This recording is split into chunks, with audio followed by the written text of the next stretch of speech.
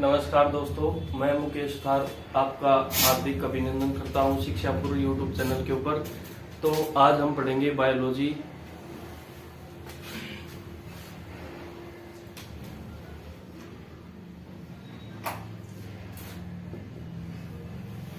आज हम पढ़ेंगे कि बायोलॉजी है क्या, कहाँ से आई है, किसने बनाई है और इसमें किस चीज का अध्ययन किया जाता है। तो सबसे पहले हम देखेंगे कि बायोलॉजी को हिंदी में क्या कहते हैं। इसको हिंदी में बोलते हैं जीव विज्ञान।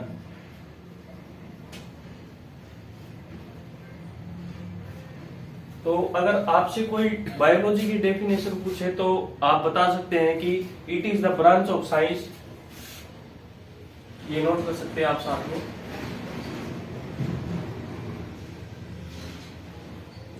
It is the branch of science which deals with the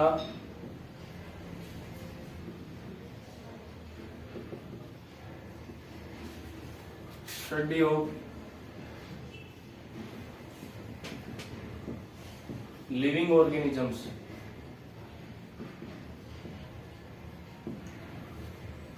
अब हम देखते हैं कि इसमें क्या हिंदी में क्या बोलेंगे इसको। यह बायोलॉजी साइंस की वह शाखा है जिसके अंदर हम लिविंग ऑर्गेनिजम्स होते हैं उनका अध्ययन करते हैं। जो भी हमारे जीवधारी है उनके बारे में हम इसके द्वारा जान सकते हैं।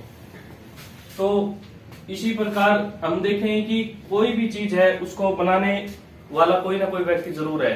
तो इसी प्रकार बायोलॉजी को भी किसी ने बनाया होगा। इस प्रकार इसके जो फादर है वो है अरिस्टोटल।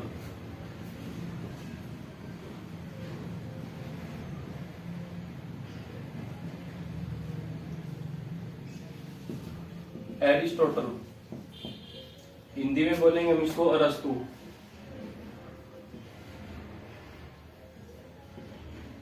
सबसे पहले अरस्तु ने ही बायोलॉजी के बारे में अध्ययन किया था और उन्होंने पता किया था कि बायोलॉजी में किस प्रकार की मतलब स्टडी की जाती है और किस प्रकार की जीवधारियों का अध्ययन किया जाता है।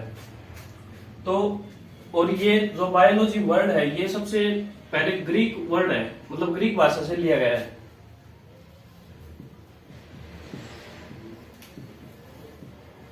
ग्रीक वर्ड बोलेंगे हम इसको। तो आगे हम देखेंगे कि जो नामकरण किया था, मतलब नेमिंग की थी, उनका नाम है, नेक्स्ट पॉइंट है नेमिंग ऑफ बायोलॉजी। सबसे पहले नाम आएगा इसमें लैमार्क, और जो दूसरा नाम है इसके अंदर आएगा ट्रिनिवर्स।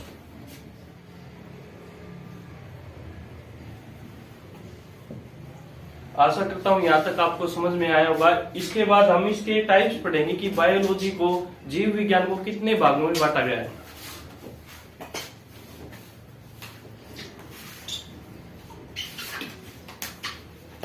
बायोलॉजी को दो भागों में बांटा गया है। सबसे पहले आता है जूलॉजी और दूसरा है बॉटनी।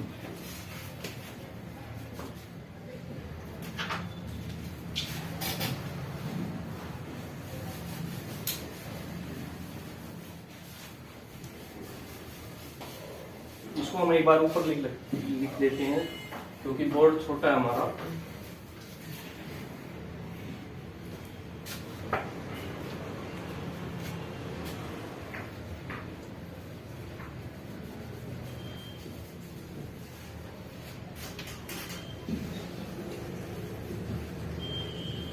जूलॉजी को हिंदी में बोलेंगे हम जीव जंतु विज्ञान।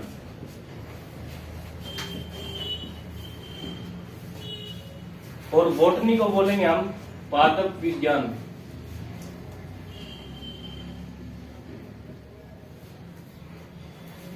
तो जिस प्रकार बायोलॉजी के पिता हैं उसी प्रकार इन दोनों, ये जो दो ब्रांच है, इन दोनों के भी पिता हैं। तो फादर ऑफ,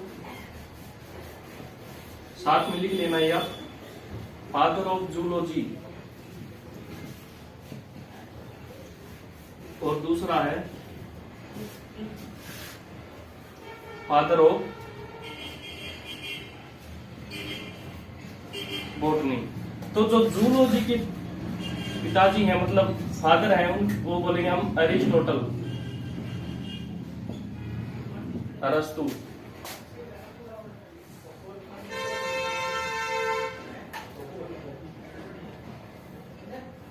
और इसी प्रकार जो फादर ऑफ बॉटनी है वो है थ्रियोफेस्टस।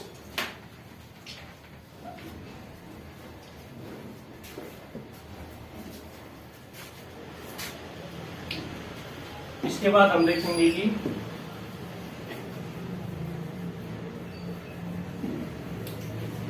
आगे पढ़ने से पहले हम कुछ टर्म्स देखेंगे जो पहले जरूरी है पढ़ने। सबसे पहला टर्म मॉर्फोलॉजी।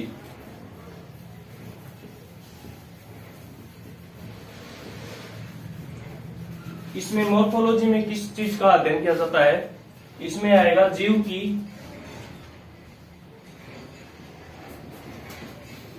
बाह्य संरचना का अध्ययन।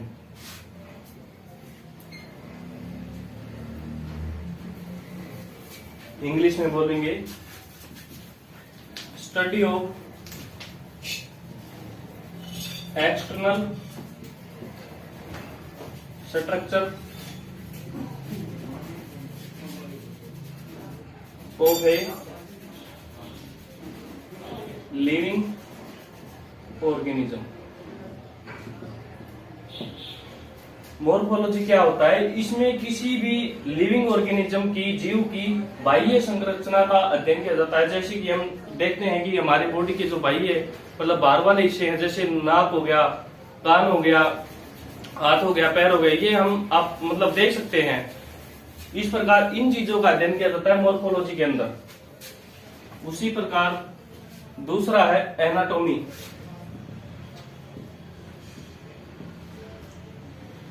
एनाटॉमी इसके अंदर क्या किया जाता है? जीव के आंतरिक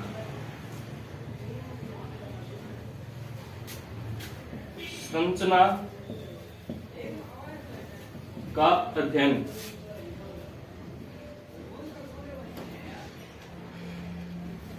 इसमें किसी भी लिविंग ऑर्गेनिज्म के जो आंतरिक हिस्से जैसे इंटेस्टाइन है, लीवर है, हार्ट है, उन चीजों का अध्ययन किसके अंदर आएगा? एनाटॉमी के अंदर आएगा। एनाटॉमी अब आपसे कोई कुछ इंग्लिश में पूछने लग जाए तो इसका इंग्लिश में मतलब डेफिनेशन होगी study of internal structure of a living organism. ठीक है, तो इसके बाद देखते हैं कि हम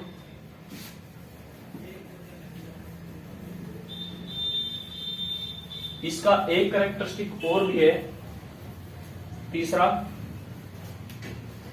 और वो है फिजियोलॉजी। फिजियोलॉजी जैसे मॉर्फोलॉजी है, एनाटॉमी है, उसी प्रकार ये भी एक तीसरा कैरेक्टरिस्टिक है जिसके अंदर हम देखेंगे कि उसके अंदर हम क्या देखेंगे, जो मतलब आपस में जो जैसे ऑर्गन अपने अंदर बन गए, जैसे हार्ट है, लीवर है, इंटेस्टाइन है, उसी प्रकार ये आपस में मिलकर किस प्रकार से कार्य करेंगे। मतलब इसके अंदर हम पढ़ेंगे functioning of, study of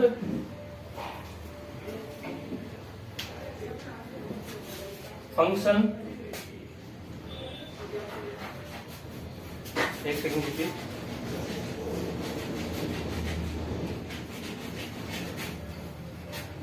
function of organism, जीव के कार्य की का अध्ययन। इसमें हम देखेंगे कि जीव के अंदर मतलब जो आपस में ऑर्गन है वो किस प्रकार मिलकर एक दूसरे के साथ काम करते हैं।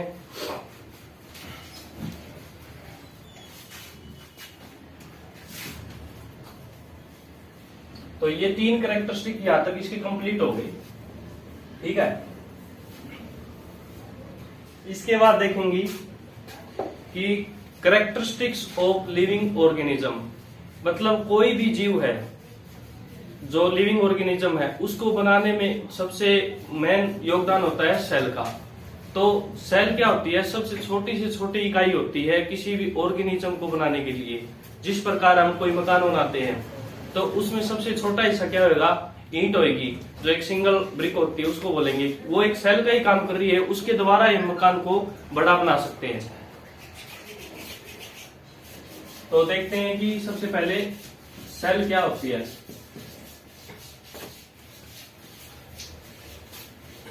It is the structural and functional unit of life. Hindi में बोलेंगे हम इसको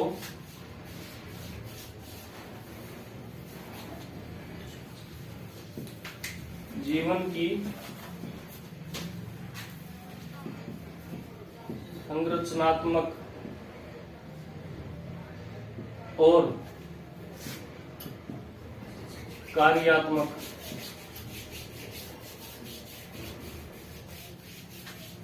इकाई। एक सेल ही है जो किसी भी ऑर्गेनिज्म की, लिविंग ऑर्गेनिज्म की सबसे छोटी से छोटी इकाई है। अगर सेल नहीं होगी तो एक ऑर्गेनिज्म नहीं बन सकता और ना ही वो कार्य कर सकता। इसके बाद हम पढ़ेंगे, या इसको ये नोट करके लिख लीजिए, note, it is the smallest, मतलब छोटी से छोटी यूनिट ऑफ लाइफ। यह जीवन की सबसे छोटी इकाई है।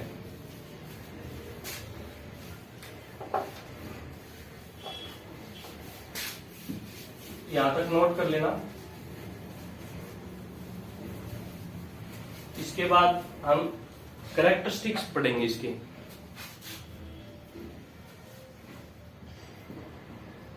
Characteristics of a living organism.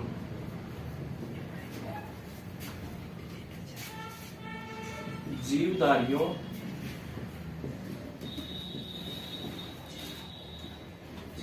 के लक्षण या फिर गुण।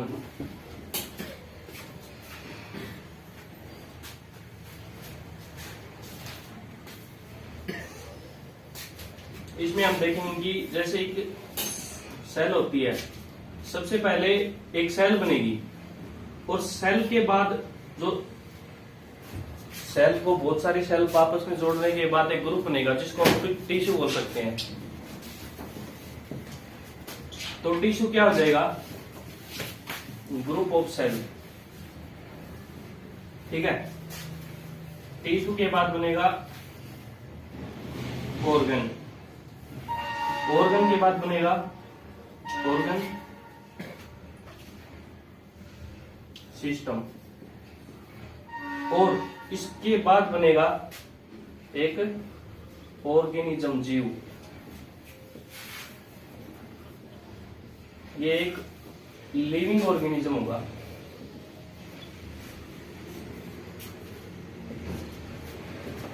ठीक है,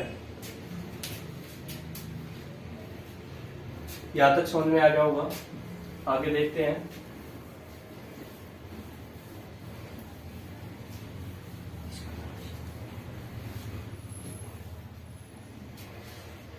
जो सेल होती हैं वो कितने प्रकार की होती हैं और उनमें किस चीज का डिफरेंस होता है। सबसे पहले देखेंगे सेल।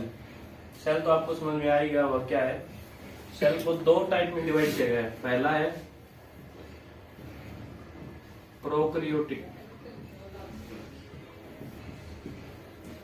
सेल और दूसरा है यूकैरियोटिक सेल। अब हम देखेंगे कि ये जो दो टाइप में डिवाइड की गई है इनके बीच में क्या डिफरेंस है। तो प्रोकैरियोटिक क्या होगी, प्रो से साफ दिख रहा है हमें, प्रो का मतलब होता है प्रीमिटिव और क्रियोटिक का मतलब होता है सेल, इसको हम प्राचीन भी बोल सकते हैं, ठीक है। और ये दूसरा है यूक्रियोटिक, यू का मतलब होता है ट्रू, यूक्रियोटिक का मतलब सेल, ट्रू सेल, ठीक है।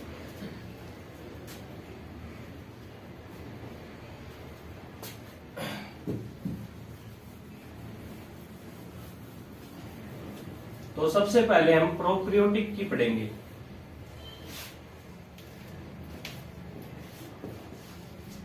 प्रोकैरियोटिक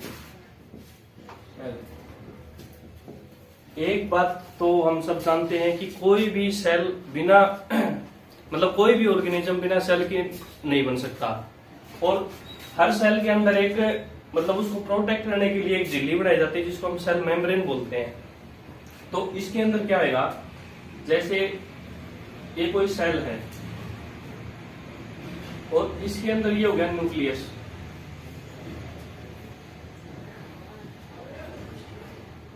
ठीक है। और इसके जो बाहर होती है ना ये वाली होती है सेल मेम्ब्रेन।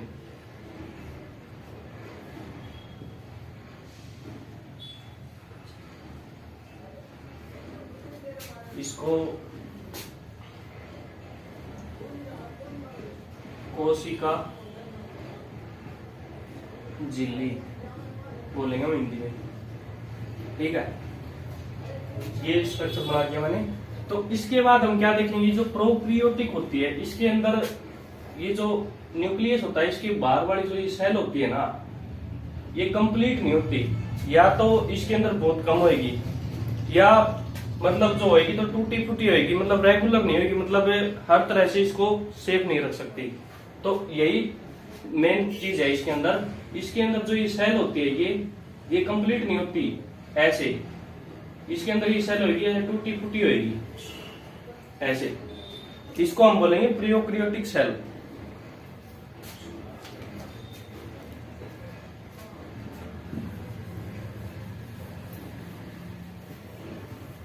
ठीक है। इसके बाद हम देखेंगे कि इसके मतलब लिख लेते हैं कैरेक्टरिस्टिक क्या क्या होते हैं प्रोकैरियोटिक सेल के अंदर। सबसे पहला तो ये होगा इसमें एब्सेंट, जो मेम्ब्रेन होती है या तो न्यूक्लियस होता है वो एब्सेंट होता है, लेकिन ऐसा है नहीं इसके अंदर, क्योंकि जो भी लिविंग ऑर्गेनिज्म है उसके अंदर एक सेल और न्यूक्लियस जरूर होएगा। दूसरा है प्रीमिटिव, मतलब प्राचीन। तीसरा है रूडिमेंट्री, कि इसके अंदर जो सेल का जो न्यूक्लियस के बाहर जो सेल मेम्ब्रेन होगी वो इसमें टूटी फूटी होती है, इसको रूडिमेंट्री बोल सकते हैं हिंदी में, या इरेगुलर,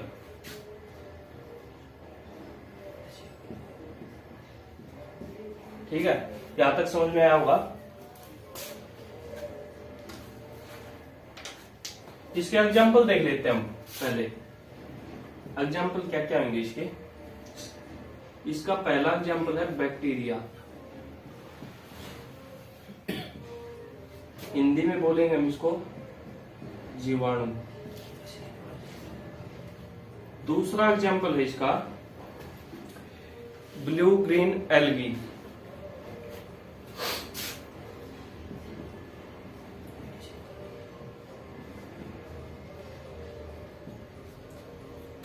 नील हरित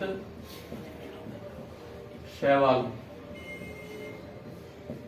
ठीक है। एक एग्जाम्पल और भी है इसका, वो हम बाद में करेंगे, लेकिन इसको हम देखेंगे क्या, इसको हिंदी में इसको क्या बोल सकते हैं, मतलब इसको बोलेंगे नील हरित शैवाल। इसका दूसरा नाम एक और भी है, साइनो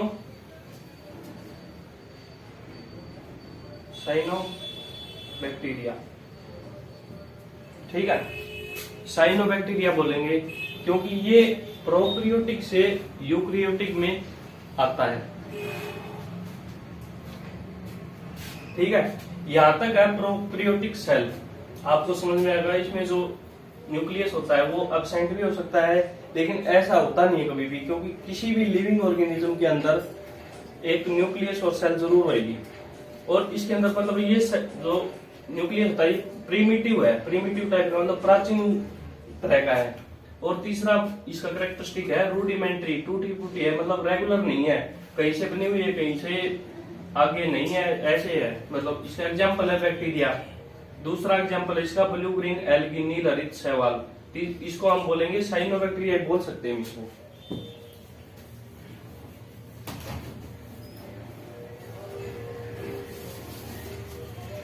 दूसरी सेल हमारी यूकैरियोटिक सेल।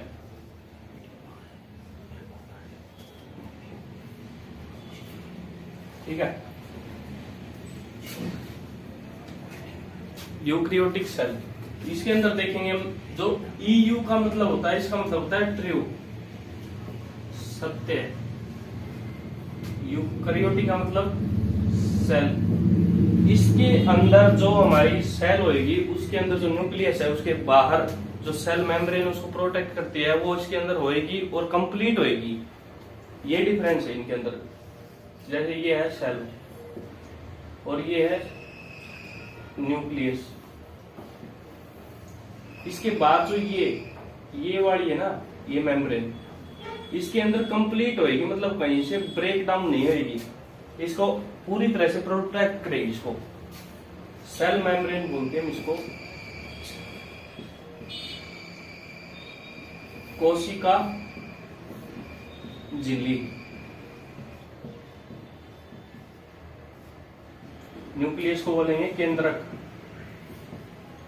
और सेल का मतलब पता ही होगा आपको, कोशिका। ठीक है, ये डिफरेंस होता है प्रोकैरियोटिक और यूकैरियोटिक सेल के अंदर। जो ये न्यूक्लियस है, इसके बाद से जो मेम्ब्रेन होगी, ये कंप्लीट होगी इसके अंदर। ठीक है, इसके बाद हम इसके एग्जाम्पल देखते हैं। पहला एग्जाम्पल है इसका एल्गल सेल। दूसरा एग्जाम्पल है इसका फंगल सेल। और तीसरा एग्जाम्पल है इसका प्लांट सेल। और चौथा है एनिमल सेल। हिंदी में बोलेंगे इसको शैवाल की कोशिका।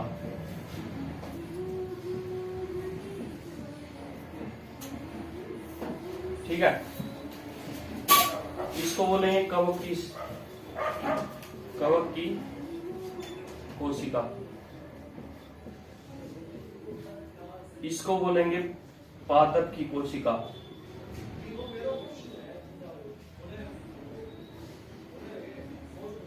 और ये चौथा है, इसको बोलेंगे हम जंतु कोशिका। तो अब हमारे मन में एक प्रश्न तो जरूर आया होगा कि जो ह्यूमन बीइंग होते हैं वो किस सेल के अंदर आते हैं। तो हम बता सकते हैं कि जो ह्यूमन बीइंग्स होते हैं वो एनिमल सेल के अंदर आएंगे।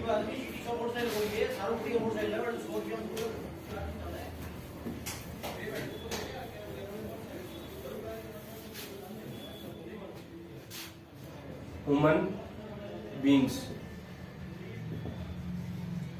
बीइंग्स आएंगे एनिमल सेल के अंदर। जंतु कोशिका,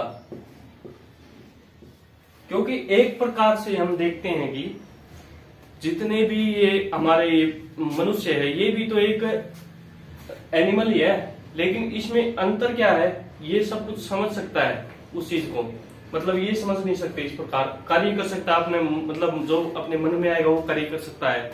तो इस प्रकार इसको ह्यूमन बीइंग्स को लिया गया है एनिमल सेल के अंदर। ठीक है,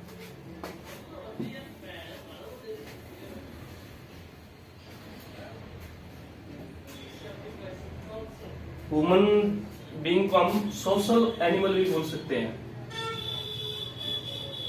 वुमन को सोशल एनिमल। ठीक है, इसके बाद मतलब हम बोल सकते हैं कि भी क्या प्रोक्रियोटिक से यूक्रियोटिक में कोई भी मतलब जीव आ सकता है या नहीं। तो इस प्रकार हम बताते हैं कि किसी भी जैसे प्रोक्रियोटिक से यूक्रियोटिक में आ सकते हैं। जैसे बैक्टीरिया है, बैक्टीरिया इसका बहुत अच्छा एग्जांपल है। बैक्टीरिया है ये यूक्रियोटिक में आ सकता है। यहां पर आएगा तो ये हो जाएगा ब्लू ग्रीन एल्गी। ये सबसे अच्छा एग्जांपल है इसका, क्योंकि और जो बीच में रह गया यहाँ पर मतलब इन दोनों के बीच का जो रूप होएगा उसको बोलेंगे हम, यहां से फिर उठाओ, यहाँ पे ओनली एल्गी आएगा, यहाँ पे आएगा सॉरी ब्लू ग्रीन एल्गी। ठीक है, बैक्टीरिया से इवोल्यूशन होकर यहाँ पर इसका जैसे इवोल्यूशन हुआ, बैक्टीरिया से वो इवोल्यूशन होने के बाद ये एल्गी में आ सकती है, मतलब प्रोक्रियोटिक से यूक्रियोटिक में आ सकती है। इसको हमें अभी पहले थोड़ी देर पहले बताया था आपको, साइनो बैक्टीरिया भी हम बोल सकते हैं इसको, साइनो बैक्टीरिया।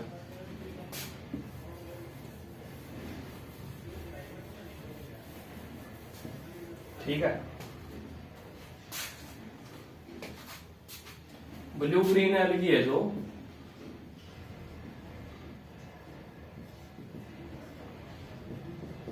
अभी जो बात यहां पे मैंने बताई थी, इसको हम इंग्लिश में अगर इसकी डेफिनेशन देना चाहते हो दे सकते हैं। इट इज ए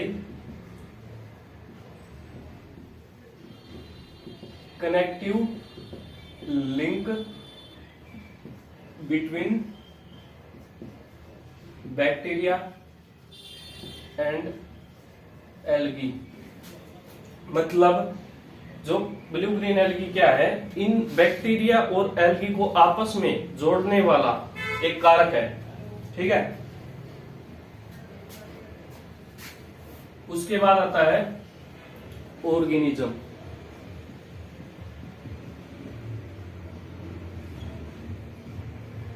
जीव, इसको दो भागों में बांटा गया है, यूनिसेलुलर और मल्टी सेलुलर।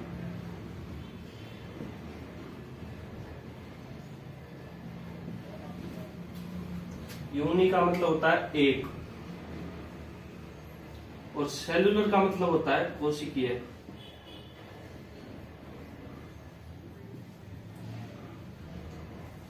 एक कोशिकीय जीव, इसके अंदर आएगा मल्टी सेलुलर। मल्टी का मतलब होता है एक से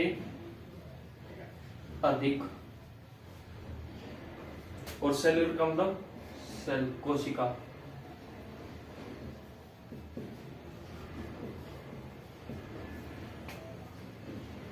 इसको हिंदी में बोलेंगे हम बहु कोशिकीय। बहुकोशिकीय, इसके एग्जाम्पल होंगे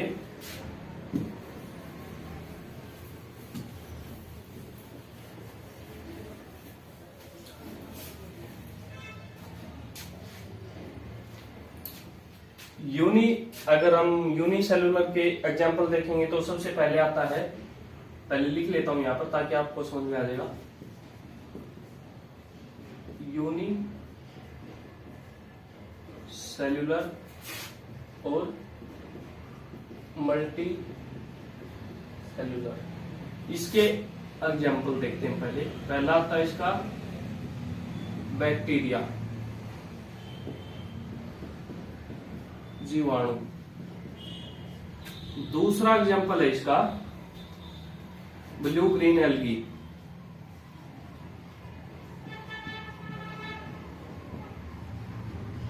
नील हरित शैवाल। तीसरा एग्जाम्पल है इसका प्रोटोजोआ। प्रोटोजोआ या हम इसको बोल सकते हैं यहाँ पे प्रोटोजोआंस। ठीक है,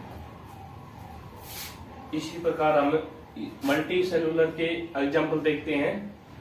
पहला एग्जाम्पल है इसका फंगाई। दूसरा एग्जाम्पल है इसका एल्गी। तीसरा एग्जाम्पल है इसका प्लांट्स। और चौथा एग्जाम्पल है इसका एनिमल्स।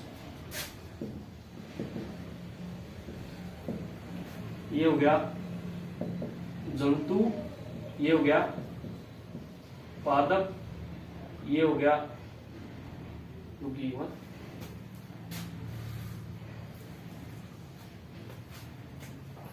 शैवाल, और ये हो गया कवक। ठीक है, इस प्रकार दो भागों में बांटा गया है ऑर्गेनिज्म को, यूनिसेलुलर और मल्टी सेलुलर।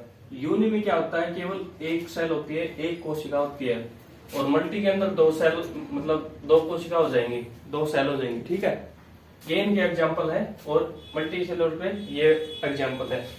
तो आशा करता हूं यहाँ तक आपको समझ में आ गया होगा। तो हमारी अगली क्लास कल स्टार्ट होएगी, तो यहाँ तक इसको रिवाइज करें और अच्छे से इसको समझें। धन्यवाद। हम इस क्लास को यहीं पर विराम देते हैं।